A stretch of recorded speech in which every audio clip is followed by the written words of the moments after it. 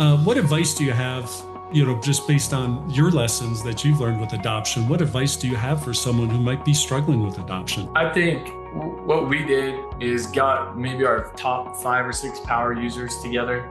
We took their best practices, and then we started having like open calls where you could call and just ask questions. Yep. And that has made a difference. When people started seeing how it was getting used and seeing the success stories of the users, not the leaders trying to tell you to do it, Right. but the actual users of it, the loan officers having success. Yep. I think that was a game changer for us. Yep. Because they could teach each other, and then they would share their templates or their, lead flows or whatever it is. Yeah. Yeah. And then people started adopting that, and it worked. So Yeah.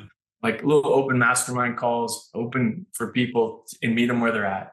Yeah. Just because you want them to be here and they're not barely even logged in, you got to meet them where they're at, or you'll lose them.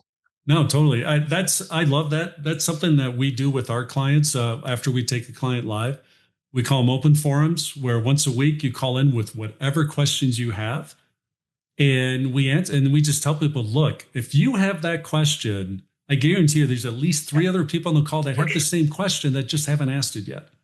So you're helping the entire team by asking these questions. No matter how silly or simple you may think the question is, you're helping the team.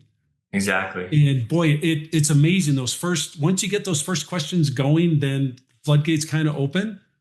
And within 3-4 weeks, the amount of questions coming in are way down, and Yes. that's what you're shooting for, right? And so I love that you guys are doing that. That's a great way to do it.